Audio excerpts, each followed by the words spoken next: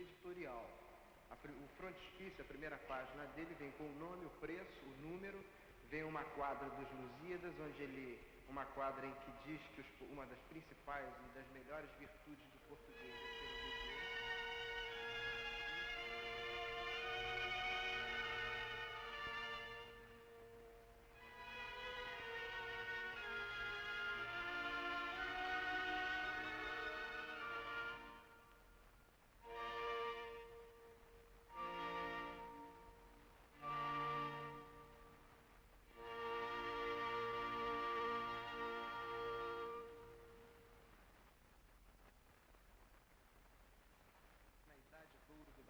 Que foi o segundo jornal a se imprimir no Brasil, ou seja, logo depois da Gazeta do Rio de Janeiro, foi o primeiro a se fundar, me parece que em 1811, e que aparece com vários anúncios, o que não é comum a todos os jornais, né? Muitos jornais eram simples editoriais, como o Conciliador e o Desengano aos Brasileiros. O jornalismo da época não é o jornalismo da notícia.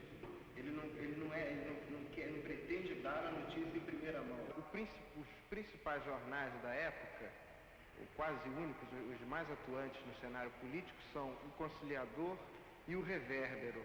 O Revérbero principia também adotando uma política de manter o Reino Unido, mas mais cedo que o Conciliador ele muda de posição e passa a pregar a independência do Brasil.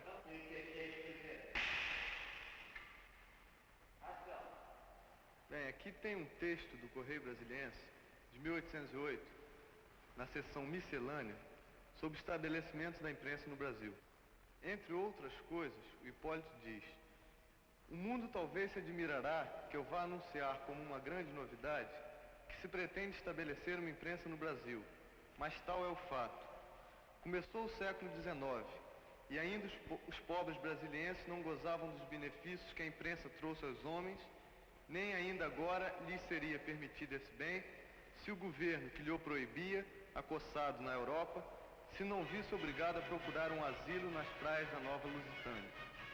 Depois, continuando, saiba, pois, o mundo e a posteridade, que no ano de 1808 da era cristã, mandou o governo português, no Brasil, buscar à Inglaterra uma impressão com seus apendículos necessários, e a remessa que daqui se lhe fez importou em 100 libras esterlinas.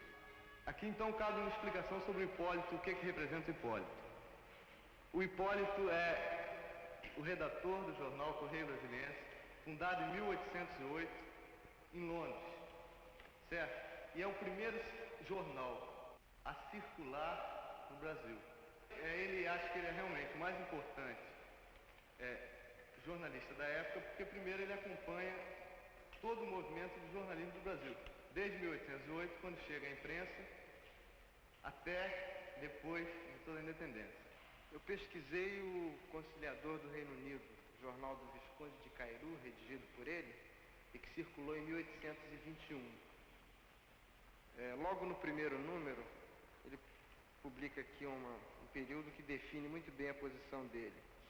A arte das artes do bom governo consiste em fazer o povo rico e prosperado, constituindo-o religioso, obediente, tratável e polido, sendo todos os indivíduos docemente enlaçados no dourado cinto da subordinação às autoridades legítimas, embraçando todos o escudo da boa vontade para poderem gozar da liberdade civil nos limites da boa razão, que afiança a geral seguridade das pessoas e propriedades.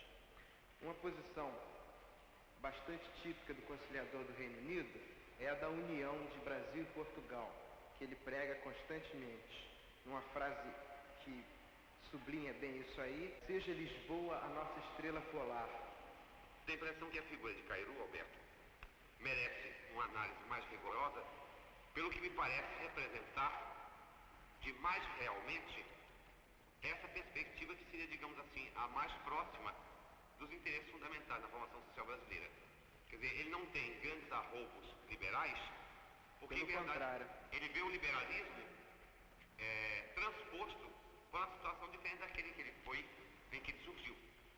Sim. Quer dizer, neste caso, portanto, Cairu me parece ser um belo retrato de uma perspectiva mais geral da formação social brasileira, quer dizer, em termos de um grupo dirigente cujos interesses eram realmente dominantes. E um negócio interessante, uma frase, não chega a ser uma anedota, nem chega a ser jocosa, é que ele termina sempre o jornal em tipos itálicos, dizendo assim: continuará tendo aceite o favor público. Significa? Que se o público gostar e comprar os exemplares, ele vai imprimir outros. O Revérbero Constitucional Fluminense é editado entre 1821 e 1822. O primeiro número saiu a 15 de setembro de 1821. E era escrito por, entre aspas, dois brasileiros amigos da nação e da pátria: Januário da Cunha Barbosa e Joaquim Gonçalves Ledo. E, falando em liberdade de imprensa, ele diz o seguinte: a liberdade de imprensa é a sentinela da liberdade política. Ela afugenta a multidão dos obstáculos que a ignorância, o interesse pessoal e a má-fé se esforçarão por elevar na nossa marcha. E na medida que o Gonçalves Ledo é um dos caras, né, que realmente faz a propaganda da independência, ele então, através desse jornal, ele pode se manifestar muito bem, né? Habitantes do Rio de Janeiro, acautelai-vos contra essa hidra mais medonha que a de 100 cabeças. Um dos laços que vos armam os seus satélites é o rumor de receios de ideias democráticas. Por aí dá para perceber bem que tipo de atuação pretendia o Revérbero. Que tipo, não? Disseminar as ideias constitucionais que começavam a ferver na Europa. No caso, a data aqui, 15 de setembro de 1821, é porque existia a Assembleia Constituinte em Portugal tratando da Constituição.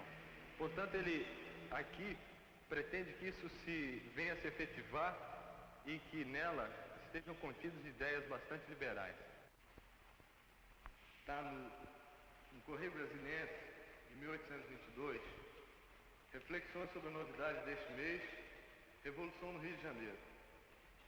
Recebemos em Londres notícias do Rio de Janeiro até a data de 19 de janeiro e de Pernambuco até 12 de fevereiro. E importantes são, sem dúvida, em todo sentido, essas notícias.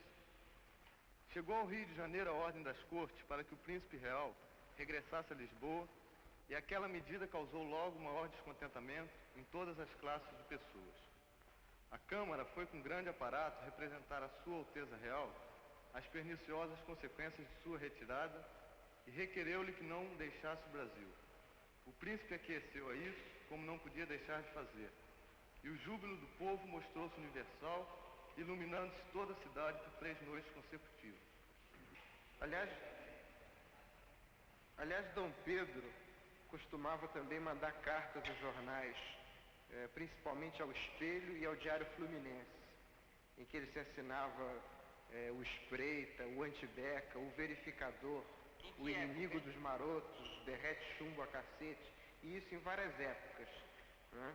Já antes da independência, na época do Fico, ele se assinando sacristão da paróquia de Itaboraí, publica um panfleto, supostamente uma carta ao padre de Itaboraí, a respeito do Fico, que ele narra como foram os acontecimentos que levaram ao Fico, a chegada do navio, mandando que ele voltasse a Portugal, ele se preparando para cumprir essa ordem, e então começam, como diz aqui, os verdadeiros amigos da ordem e da união de ambos os hemisférios a trabalhar para fazer uma representação legal que leva ao Fico, né, aquela das assinaturas.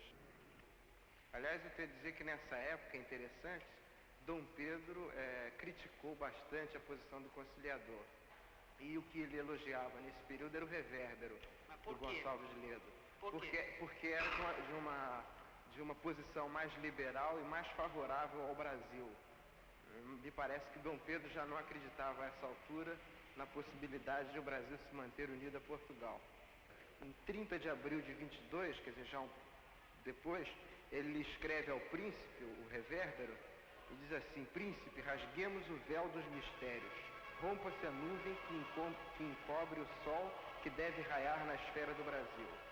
Então diz que deve ser feita a lei que nos deve reger, e sobre as bases, já por nós juradas, em grande pompa, seja conduzido e depositado sobre os altares dos deuses de nossos pais, e aí, diante do Altíssimo, que te há de ouvir e punir se fores traidor, jura defendê-la, a Constituição, e guardá-la à custa de teu próprio sangue.